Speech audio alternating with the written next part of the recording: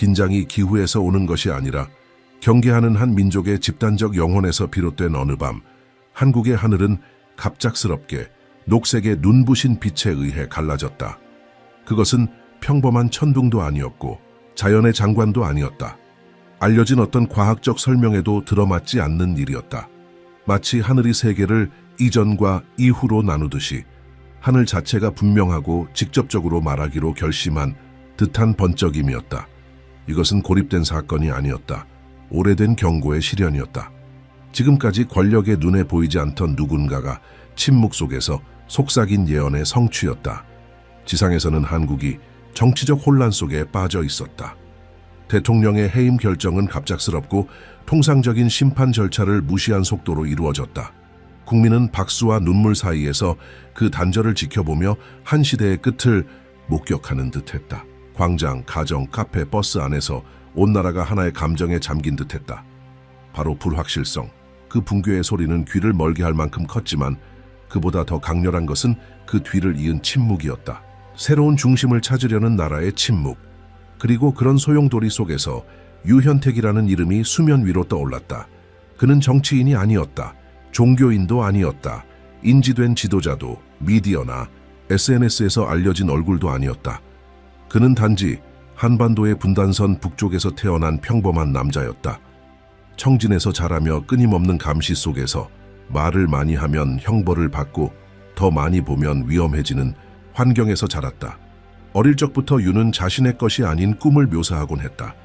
비극과 변화를 예견하는 환상들이었다. 그의 마을 사람들은 그를 하늘의 아이라 불렀다. 하지만 하늘이 누군가에게 그토록 강하게 다가오면 그 대가는 혹독했다. 20살에 그는 탈출했다. 죽음을 무릅쓰고 얼어붙은 강을 건넜으며 총알을 피해 달리고 헛간과 동굴에 숨어 살았다. 그는 중국에서, 베트남에서, 태국에서 유령처럼 살다가 마침내 남한 땅을 밟았다. 피난처와 안정을 찾는 다른 탈북자들과는 달리 유현택은 침묵을 찾았다. 그는 인터뷰를 거절했고 공개 석상에 나타나지 않았으며 그림자 속을 선택했다. 그러나 그림자 속에서도 그의 빛은 억제될 수 없었다. 그는 조심스럽고도 수수께끼 같은 쪽지를 특정한 사람들에게 보내기 시작했다. 송을시로, 단호하지만 급한 글씨로 쓰인 쪽지. 그 메시지는 변화들을 예고했다. 하늘의 징조를 경고했다. 커다란 선택의 전날, 하늘을 가로지를 녹색 빛에 대해 말했다. 설명은 많지 않았지만 그 신호가 오면 그것이 한 주기의 끝이자 다른 주기의 시작임을 분명히 했다. 많은 사람들이 이를 무시했다. 일부는 비웃었고 소수만이 그것을 느꼈다. 그리고 그 빛이 나타났을 때, 다른 세상의 칼날처럼 밤하늘을 갈랐을 때 더 이상 의심할 여지는 없었다. 그 번개는 단지 하늘을 밝힌 것이 아니었다. 의식을 밝혀냈다. 같은 밤 수천 명이 불면증, 강렬한 꿈, 설명할 수 없는 감각을 경험했다. 아이들은 공책에 녹색 빛을 그렸고 노인들은 잊혔던 기도를 속삭였다. 어떤 사람들은 이유도 모른 채 그저 울었다. 온 나라는 멈춘 듯했다. 보이지 않는 무언가가 각 가정, 각 마음에 스며든 것처럼 바로 그 순간 유현택은 사라졌다. 마치 그의 사명이 그 섬광으로 끝났다는 듯이, 오직 전하기 위해 와서 자신을 늘 지켜온 침묵 속으로 돌아간 듯이. 하지만 그 예언은 번개로 끝나지 않았다. 그것은 곧이어 나타날 누군가에 대해 말하고 있었다. 평범한 얼굴, 누구도 알지 못한 이름, 하지만 그의 존재는 상처의 시기에 향유처럼 작용할 인물. 박수를 구한 적도, 군중 속에서 눈에 띈 적도 없는 사람.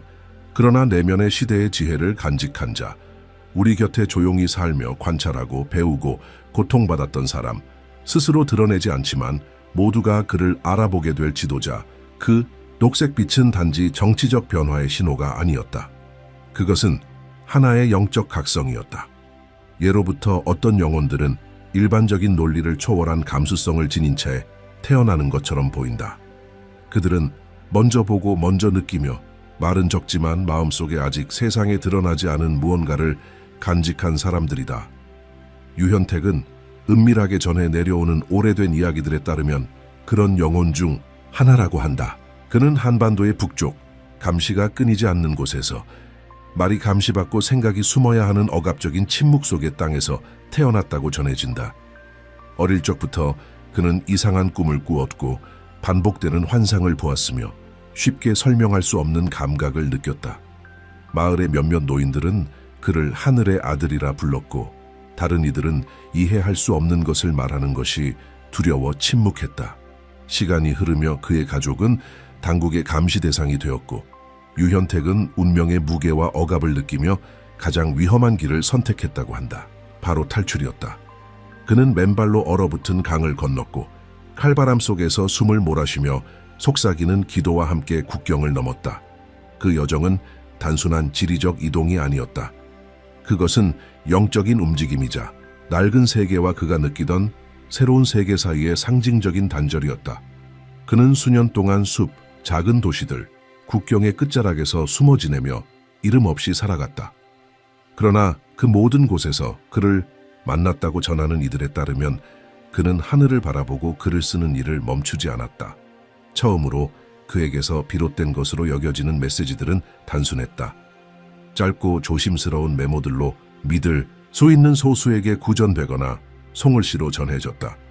어떤 메시지는 가뭄이나 홍수, 기후 이상 현상과 관련된 날짜를 언급했고 다른 것들은 지역의 작은 사건들을 예견했으며 목격자들에 따르면 그 사건들은 나중에 놀라울 정도로 정확하게 현실이 되었다. 시간이 지남에 따라 유현택의 존재는 비록 눈에 띄지는 않았지만 우리가 흔히 예언자라 부르는 존재로 여겨지기 시작했다. 그는 한 번도 자신을 드러내지 않았고 대중 앞에서 직접 말한 적도 없었다. 그는 오직 흔적만을 남겼다. 하지만 수많은 단편 중에서도 유독 하나의 예언이 점차 힘을 얻기 시작했다. 바로 하늘에 나타날 녹색 섬광에 대한 이야기였다. 그 현상은 단순한 기상현상이 아니라 상징적이며 영적인 사건이 될 것이라 한다. 확인되지 않은 문서들에 따르면 이 예언은 국가적 중대한 결정을 앞두고 국민이 분열되고 지치며 방향을 잃었을 때 하늘이 이전에 본 적 없는 강렬한 녹색빛으로 열릴 수 있다고 적혀 있다. 그 섬광은 위로부터 내려온 조용한 신호, 일종의 영적인 인장이 될 것이며 공포를 조장하는 것이 아니라 하나의 주기의 끝과 새로운 시작을 알리는 표시가 될 것이라고 한다. 그 현상이 실제로 일어날지는 아직 아무도 모르지만 나라를 감도는 기운이 점점 더 그 예언의 세부 사항과 일치하고 있다고 믿는 이들도 있다. 이 예언을 믿는 사람들은 그 섬광이 단순한 빛이 아니라 내면의 부름과 함께 올 것이라고 말한다. 그것은 재회와 같은 감정, 사람들로 하여금 서로를 더 깊이 바라보게 만드는 불안감일 것이다. 아이들은 설명할 수 없는 빛을 그림으로 그리고 서로 모르는 이들 사이에서 초록빛 들판의 꿈이 반복되며 노인들은 잊혔던 기도를 다시 떠올릴 것이다. 정치적 분열은 더 조용한 집단적 성찰로 자리를 내어줄 수도 있다. 하지만 이 모든 것은 아직 가능성의 영역에 머물러 있다. 확실한 것은 없다. 다만 신호들과 감정들이 있을 뿐이다. 유현택은 또 하나의 말을 남겼다고 전해진다. 그것은 구전된 단편 속에 존재한다. 만약 이 섬광이 실제로 나타난다면 그 뒤에 새로운 형태의 지도자가 등장할 것이라는 예언이다. 그는 기존의 정치에서 나오지 않으며 낡은 구조에서도 나타나지 않는다. 만약 실제로 등장하게 된다면 그는 누구에게도 주목받지 않은 채 우리 사이를 걸어온 사람일 것이다. 평범한 얼굴, 권력을 탐하지 않는 인간, 그러나 더 큰 사명을 품은 존재. 그는 단순한 삶 속에서 살아왔으며 고통을 조용히 견뎌냈고 드러나지 않게 도와왔다. 그 예언은 이 사람의 이름을 밝히지 않지만 그의 존재는 말이 아니라 그가 다른 이들에게 주는 감정으로 인해 인식될 것이라 말한다. 국민은 그를 보고 알아볼 것이다. 그가 자신을 드러내서가 아니라 영혼이 그를 알아볼 것이기 때문이다. 녹색 섬광이 하늘을 가로지를 때 만약 그런 일이 실제로 일어난다면 유현택의 이름이 다시 언급될 것이라고 말하는 이들도 있다. 어쩌면 그는 다시 나타날지도 모른다. 어쩌면 아닐지도. 어쩌면 그의 역할은 단지 속삭이는 것이었을지도 모른다. 씨앗을 심고 더 크고 아직 드러나지 않은 어떤 것을 위한 틈을 여는 것. 그의 최근 행적에 대한 공식적인 기록은 없다. 그리고 바로 그 점이 그가 옛날의 전령처럼 모습을 드러내기 위한 것이 아니라 빛이 스스로 말하게 하기 위한 존재로 활동하고 있다는 믿음을 더욱 강하게 만든다. 유현택에게서 비롯된 예언은 단순히 하늘의 현상을 예고하는 것에 머물지 않는다. 그 중심에는 훨씬 더 결정적인 것이 있다. 새로운 지도자의 등장이다. 그의 글과 메시지를 알고 있는 이들이 전하는 내용에 따르면 이 지도자는 기존의 방식으로 선출되지 않을 것이며 우리가 익히 아는 정치 구조로부터 나오지 않을 것이다. 그는 거대 정당의 지지도 언론의 후광도 없이 나타날 것이다. 뜻밖의 순간에 조용하고 눈에 띄지 않게 등장할 것이다. 그러나 그가 보였을 때 사람들은 외모가 아니라 본질로 그를 알아보게 될 것이다. 예언은 말한다. 그는 오랜 시간 동안 사람들 사이를 걸으며 자신의 사명을 드러내지 않고 살아왔을 것이다. 단순한 습관을 가진 평범한 사람처럼 보였고 권력 다툼과는 거리를 두고 있었지만 늘 주의 깊게 살펴보며 민중의 고통을 조용히 이해하고 있었을 것이다. 그는 두드러진 정치적 경력을 갖지 않을 것이며 어쩌면 잊힌 지역, 사회의 가장자리, 내륙의 어느 조용한 곳에서 왔을 가능성도 있다. 특권이 아닌 결핍을 통해 배운 사람, 익숙한 얼굴이지만 누구도 주목하지 않았던 사람. 그는 은퇴한 교사일 수도 있고 소박한 상인이거나 손이 굳은 노동자일 수도 있다. 예언은 그가 누구인지 말하지 않는다. 다만 그의 존재가 어떻게 느껴질지를 말한다. 그저 존재만으로도 평화를 전하는 사람. 그 지도자는 급진적인 변화를 밀어붙이거나 폭력적인 단절을 만들며 다가오지 않을 것이다. 그의 힘은 사람들의 마음에서 일어나는 조용한 신뢰로부터 나올 것이다. 그의 눈빛에는 아마도 오래된 피로와 단단한 의지가 뒤섞인 뭔가가 있을 것이다. 사람들은 이유를 정확히 설명하지 못하면서도 그를 믿게 될 것이다. 예언은 말한다. 그는 말이 적지만 귀 기울이는데 능할 것이다.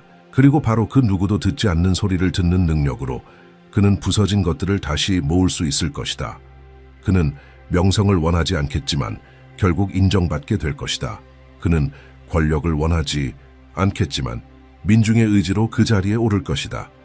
예언은 그것을 집단 직관의 움직임이라고 부른다.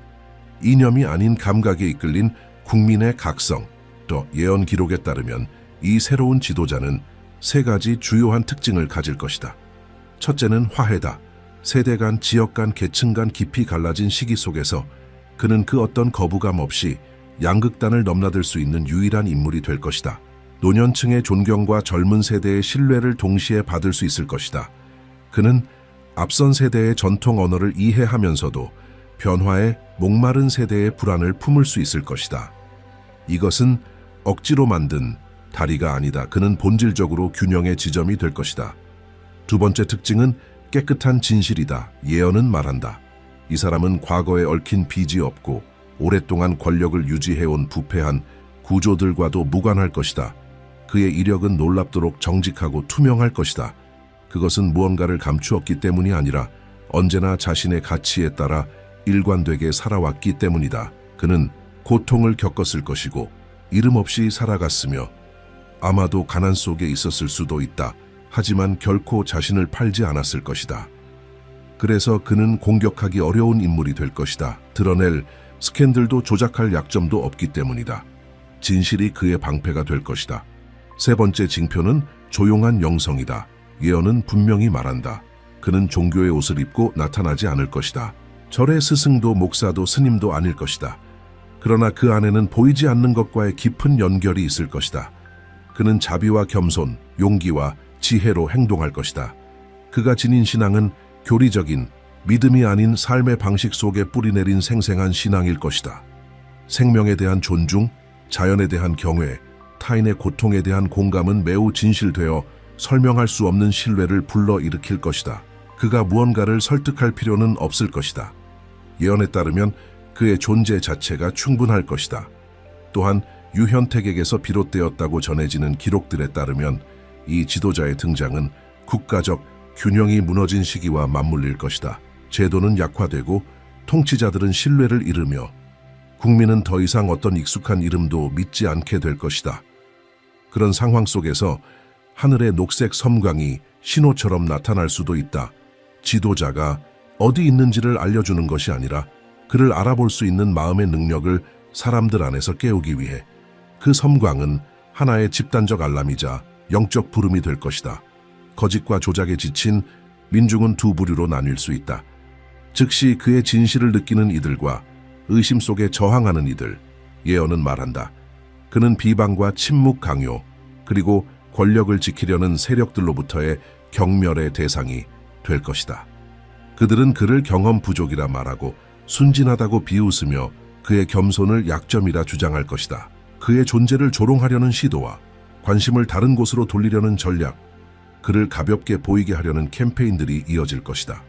그러나 바로 그 빛과 어둠의 충돌 속에서 예언에 따르면 그의 진정한 힘이 드러나기 시작할 것이다. 공격이 이어지는 동안에도 그는 흔들리지 않을 것이다. 증오로 대응하지 않고 다툼에 끼어들지도 않을 것이다. 그는 언제나 그랬던 것처럼 차분함 속에서 자신의 길을 걸어갈 것이다. 자신을 공격하는 자들조차 존중하며, 이러한 태도는 이미 진실에 마음이 열린 사람들의 심금을 울릴 것이다. 그것은 힘으로 얻는 승리가 아니다. 모범을 통해 이루어지는 승리다. 예언은 말한다. 그를 침묵시키려 할수록 그는 더 강해질 것이다. 그리고 이 과정에서 특별한 일이 벌어질 수도 있다. 반대편에 서 있던 사람들이 그로 인해 서로에게 다가가기 시작하는 것이다. 그가 통합을 외치기 때문이 아니라 그의 태도 자체가 나라가 절실히 필요로 하던 화해에 살아있는 증거이기 때문이다. 오랫동안 대립하던 정치적 적들이 같은 자리에 앉게 되고, 이념 다툼으로 갈라졌던 가족들이 재회하며 분열된 공동체가 다시 대화를 시작할 수 있을 것이다. 그것은 마법이나 공약으로 이루어지는 것이 아니다. 그의 존재가 새로운 기준, 새로운 존재 방식을 상징하기 때문이다. 예언은 또한 이 지도자의 드러남이 하나의 집단적 영적 현상과 함께 나타날 것이라고 전한다. 모든 이에게 눈에 보이는 사건은 아니겠지만 내면에서 일어나는 개방의 순간이다. 서로 다른 종교를 가진 사람들 또는 어떤 신앙도 따르지 않는 이들조차 동시에 어떤 부름을 느낄 수 있다. 더 단순하고 더 진실하며 더 자비로운 삶을 살고자 하는 조용한 충동, 마치 눈을 가리고 있던 베일이 벗겨지는 듯한 경험. 그것은 느리지만 되돌릴 수 없는 각성이 될 것이다. 많은 영적 지도자들이 저항할 수도 있다. 일부는 자신의 자리를 잃을까 두려워서, 또 다른 이들은 오래된 해석에 갇혀 있기 때문일 것이다. 그러나 몇몇은 지금 무슨 일이 일어나고 있는지를 알아보고 이 새로운 시대를 위한 공간을 열게 될 것이다. 예언은 모든 이가 동의할 것이라고 말하지 않는다. 그러나 마음이 맑은 자들은 이해할 것이라 말한다. 그리고 결국 결정을 내리는 것은 논리가 아니라 내면의 진동, 직관이 될 것이라고 전한다. 유현택이 남긴 메시지를 연구하는 이들에 따르면 이 이야기에 이 시점에서 큰 감동의 순간이 찾아올 수 있다고 한다. 정치적 위기일 수도, 자연재해일 수도, 혹은 사회적 단절일 수도 있는 어떤 사건이 발생하여 온 나라가 긴장 속에 놓이게 될 가능성이 있다. 그때 모든 이의 시선이 무엇을 해야 하는가에 집중될 때, 더 이상 매뉴얼도 쉬운 해답도 없을 때 그의 이름이 떠오를 것이다. 하나의 선택지로서가 아니라 하나의 필요로서가 아니라 하나의 필요로서. 예언은 말한다. 만약 국민이 준비되어 있다면 그 지도자의 등장은 실질적인 변화를 가져올 것이다. 정치 문화는 다시 쓰이게 될 수도 있다. 권력은 경쟁이 아닌 섬김의 개념으로 바뀔 것이다. 교육은 수식과 숫자보다 인간적 가치를 먼저 가르치는 기반 위에 놓일 것이다. 건강은 단순한 병의 치료가 아니라 몸과 영혼의 균형으로 이해될 것이다. 영성은 제도 속이 아니라 사람들의 일상적 태도 속에서 퍼져나갈 것이다. 그리고 남북한의 화해는 더 이상 먼 꿈이 아니라 하나의 치유의 여정이 될 수도 있다. 그러나 예언은 경고도 남긴다. 만약 국민이 준비되지 않았다면, 만약 마음이 굳어있고 두려움이 믿음을 압도한다면 그 지도자는 물러설 수도 있다. 그는 자신의 존재를 강요하지 않을 것이다. 그가 자리에 오르는 것은 하늘의 강제적 개입이 아니라 땅의 선택이 될 것이다. 그리고 만약 거부된다면 나라는 혼란과 내적 분열, 영적 방향, 상실의 시기로 접어들 수 있다. 기회는 존재할 것이다. 그러나 그것을 알아보는 것이 중요하다. 이 모든 일이 반드시 일어난다는 보장은 없다. 예언은 길을 가리킬 뿐 운명을 강요하지 않는다. 그러나 예언은 분명한 하나의 경고를 남긴다. 하늘에는 하나의 섬광이 있을 것이다. 실제든 상징이든 눈에 보이는 것이든 마음속에서 느껴지는 것이든. 그리고 그 섬광은 이전과 이후를 나누게 될 것이다. 깨어있는 자들은 그것을 알게 될 것이고 닫혀있는 자들은 아무것도 느끼지 못할 수도 있다. 그 섬광은 설득하기 위해 오는 것이 아니다. 드러내기 위해 오는 것이다. 전해지는 바에 따르면 유현택은 언젠가부터 자신이 결코 드러나지 않을 수도 있다는 것을 알고 있었다고 한다. 그의 역할은 나타나는 것이 아니라 준비시키는 것이었다. 적절한 시기에 적절한 말을 심어 새로운 주기가 시작될 수 있도록 하는 것. 그가 아직 살아있다고 믿는 이들도 있고 이미 세상을 떠났다고 믿는 이들도 있다. 그러나 모두가 동의하는 것은 그의 메시지는 남아있고 그 섬광은 여전히 올 수 있다는 것이다. 오늘날에도 그를 찾는 사람들이 있다. 의심하는 이들도 있고 그를 잊은 이들도 있다. 하지만 진짜 중요한 질문은 그가 어디에 있는가가 아니라 각자의 듣는 자리가 어디에 있는가이다. 왜냐하면 예언의 가장 상징적인 구절 중 하나가 이렇게 말하기 때문이다. 진정한 섬광은 눈으로 보이는 것이 아니라 영으로 느껴질 것이며 진정한 사자는 나팔 소리로 선포되지 않고 마음으로 인식될 것이다. 이 영상은 종말의 경고가 아니다. 허구의 시나리오도 아니다. 이것은 모든 외형 뒤에서 무언가 더 큰 것이 움직이고 있다고 느끼는 이들을 위한 성찰의 공간이다.